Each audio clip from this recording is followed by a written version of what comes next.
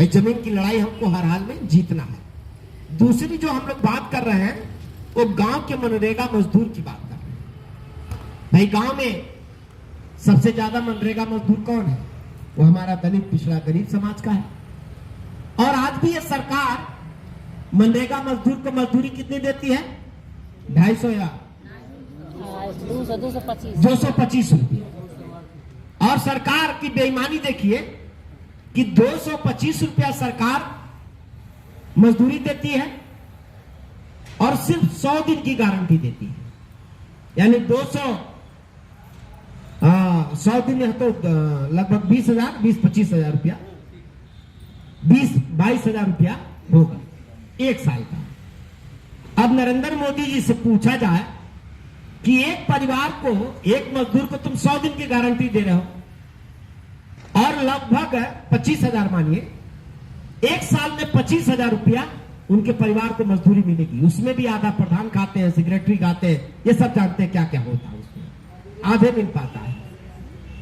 तो हम लोगों ने सरकार के सामने अब ये भी प्रस्ताव रखा है, जैसे जमीन का प्रस्ताव रखा, अब हम लोगों ने सरकार के सामने यह प्रस्ताव रखा कि मनरेगा की जो मजदूरी है वो एक आदमी का 1000 रुपया महीना होना चाहिए। मनरेगा की जो मजदूरी है वो 225 रुपया नहीं, हम लोग मांग कर रहे हैं कि 1000 रुपया होना चाहिए पर डे। एक दिन का मजदूरी मनरेगा मजदूर जाए तो कम से कम 1000 रुपया मिलना चाहिए। ये हम लोग सरकार के सामने मांग रख रहे हैं। और 100 दिन की गारंटी नहीं, कम से कम 200 दिन की गारंटी होनी चाहिए, ताकि 2 लाख रुपया एक साल में एक परिवार को मिल जाए। भाई 2 लाख रुपया मिल जाएगा तब ना वो परिवार थोड़ा सम्मान के साथ जी पाएगा, अपने बच्चों को पढ़ा पाएगा। ले तो 20 हजार में बताइए क्या पढ़ाएगा, क्या करेगा, क्या खाएगा, कैसे जिएगा? अमानवीय सरकार का ये जो चेहरा है, ये अमानवीय चेहरा है। मनरेगा के नाम पे हमारी गरीबी को और बढ़ाने की कोशिश की जा रही है और हमको जमीन के अंदर धंसाने की कोशिश की जा रही है। मनरेगा की मजदूरी अंबेडकर जन मोर्चा ने प्रस्ताव दिया है सरकार को कि 1000 रुपया प्रतिदिन होना चाहिए और 200 दिन की गारंटी, यानी एक परिवार को कम से कम 2 लाख रुपया एक साल में मिलना चाहिए। ये सरकार के सामने हम लोग प्रस्ताव रखते हैं। अगर श्रवण कुमार निराला अगर सांसद बनते हैं, अगर सदन में जाते हैं, तो जमीन 1 एकड़ तो हम लेंगे ही लेंगे, मनरेगा की मजदूरी भी हमें 1000 रुपया प्रतिदिन लेंगे। ये हमारा संकल्प है। दूसरा जो हम लोगों ने और जो तैयारी कर रखा है, जितने भी नौजवान हमारे समाज के जो पढ़े लिखे नौजवान हैं, सबके लिए मैं बात कर रहा हूं। जितने पढ़े लिखे नौजवान हैं, इसके पहले की जो सरकार थी, जो लड़के इंटर बीए कर लेते हैं, बीटेक एमटेक भी कर लेते हैं, इसके पहले की जो सरकार थी उसने बेरोजगारी भत्ता 1000 रुपया महीना था ना, 1000 रुपया महीना बेरोजगारी भत्ता तय किया था। अब आप बताइए कि कोई नौजवान पढ़ाई लिखाई कर रहा है, उसके माँ बाप, उसके गार्जियन कितना मुश्किल से उसको पढ़ाते हैं, यहां तक कि खेत बंधक रख देते हैं, जमीन उमीन हमारे लोगों के पास है नहीं है, लेकिन कैसे कैसे लोग अपने बच्चे को पढ़ाते हैं। बच्चा पढ़ता है और वो भी सपना लेके पढ़ता है कि जब हम पढ़ाई लिखाई कर लेंगे तो कम से कम जब हम ग्रेजुएट हो जाएंगे, ग्रेजुएशन कर लेंगे, तो हम अपने माँ बाप का दुख दर्द दूर करेंगे। तो नौजवान पढ़ाई लिखाई कर ले रहा और नौकरी सरकार दे नहीं रही है। तो वो जो नौजवान जिसके माँ बाप ने मजदूरी करके अपने बच्चे को पढ़ाया, तो वो नौजवान जब बीए ग्रेजुएशन कर ले रहा है, उसको नौकरी नहीं मिल रहा है, तो गांव के लोग ही उसका मजाक उड़ाते हैं। और जो गार्जियन पढ़ाता है उसको भी लोग कहते हैं कि का हो लड़का बड़ा पढ़ावत रहा, अब का फायदा पढ़ोने से, अच्छा मजदूरी करो ले रहा था, क्योंकि लड़का भी पढ़ाई लिखाई करके बेकार हो गया। और उस लड़के के सामने ये मजबूरी है कि अब वो पढ़ लिख लिया तो थोड़ा अब उसके अंदर स्वाभिमान आ गया, तो मजदूरी बेचारा कर नहीं पा रहा, उसका स्वाभिमान अलाउ नहीं कर रहा। तो बेरोजगार जो नौजवान है वो मन ही मन में दुखी हो जा रहा है, वो कुंठित हो रहा है। जब रोजगार नहीं मिल रहा है तो दुखी होकर के एक तो माँ बाप भी परेशान, बच्चा भी परेशान, और कई बार नौजवानों को आत्महत्या करने के लिए भी मजबूर होना पड़ जाता है। और जिस माँ बाप के बच्चे ने आत्महत्या कर लिया, सोचिए वो माँ बाप तो जिंदा रहते ही मर गए।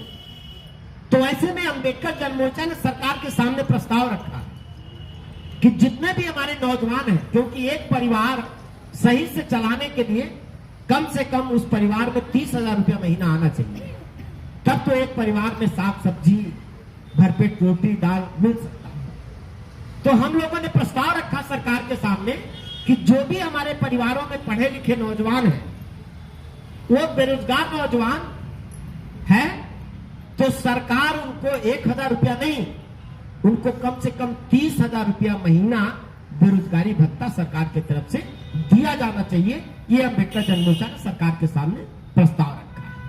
ये लड़ाई हम लोग इसलिए भी लड़ना चाहते हैं कि उन नौजवानों को कम से कम सरकार नौकरी नहीं दे रही तो सम्मानजनक जीवन तो मिल जाए, और उनके माँ बाप के जो सपने हैं कम से कम उस बच्चे की आंखों में आंसू के रूप में न रहे, उस बच्चे को लगे कि हमने पढ़ाई किया है, तो बच्चे को पढ़ाई किया है तो अपने माँ बाप को हम सम्मान के साथ एक जीवन दे पाए। तो बेरोजगारी भत्ता भी वो 1,000 रुपया नहीं, हम लोगों ने सरकार के सामने प्रस्ताव रखा है कि बेरोजगारी भत्ता कि 30,000 रुपया प्रति नौजवान प्रति माह मिलना चाहिए।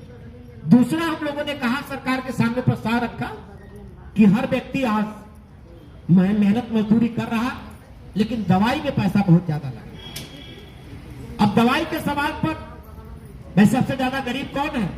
हमारा दलित समाज, पिछड़ा समाज, मुस्लिम समाज, गरीब लोग यही है। तो हमारे पास पैसा नहीं है और गंभीर बीमारी हो जाती है तो हमारे लोग इलाज नहीं करा पाते। तो हम लोगों ने सरकार के सामने प्रस्ताव रखा है कि जितने भी लोग हैं, जो दवाई है एकदम फ्री होना चाहिए और उसके साथ साथ पढ़ाई भी एकदम फ्री होना चाहिए, उसका पैसा नहीं लगना चाहिए। सरकार के सामने हम लोग प्रस्ताव रखे। पढ़ाई के मामले में सरकार लगातार शिक्षा इतना महंगी करती जा रही है कि बाबा साहब डॉक्टर अंबेडकर को तो डायरेक्ट इन लोगों ने पढ़ने से रोका, हम स्कूल में नहीं जाने देंगे। लेकिन आज चूंकि डॉक्टर अंबेडकर का संविधान लागू इस देश में, आज वो यह नहीं कह सकते कि आपको पढ़ने नहीं देंगे। लेकिन उन्होंने हमारे शिक्षा का दरवाजा कैसे बंद किया? पढ़ाई महंगा कर दिया। पहले हम लोग सुनते थे गांव में, अरे देखा फलाने मजदूरी करत रहना है, उनके लाइक वो डॉक्टर बन गए, इंजीनियर बन गए। क्यों हो जाता था ऐसा? कि पहले पढ़ाई बहुत सस्ती थी बाबा साहब के जमाने में, उनके बाद भी जब बाबा साहब ने संविधान लागू कराया तब भी, लेकिन बाद की सरकारों ने पढ़ाई महंगा कर दिया। जब पढ़ाई सस्ता था तो गांव का मजदूर भी अपने बच्चे को डॉक्टर बना लेता था, गांव का मजदूर भी अपने बच्चे को इंजीनियर बना लेता था। लेकिन आज आप नहीं बना पाएंगे। क्यों? क्योंकि डॉक्टर बनाना तो पहले 50 लाख रुपया आपके जेब में चाहिए। तो बताइए, यहाँ किसी के पास 50 लाख रुपया है? इसमें से कोई ये सपना देख सकता है कि हम अपने बच्चे को डॉक्टर बनाएंगे चाहे इंजीनियर बनाएंगे? और ये सपना हम क्यों नहीं देख सकते भाई? ये सपना क्यों अमीर लोग देखेंगे? यह हमारा भी तो अधिकार है कि हमको भी अपने बच्चे को डॉक्टर इंजीनियर बनाना है। ये अधिकार हमें मिलना चाहिए। और देश अमीरों का थोड़ी है, देश हमारा भी है। और डॉक्टर बाबा साहब डॉक्टर अम्बेडकर के संविधान ने अधिकार दिया हमको। तो इसलिए हम लोगों ने प्रस्ताव रखा है सरकार के सामने कि दवाई और पढ़ाई सबके लिए फ्री होना चाहिए और एक समान होना चाहिए। ये अम्बेडकर जनमोर्चा ने पूरा प्रस्ताव तैयार करके दिया। और दूसरा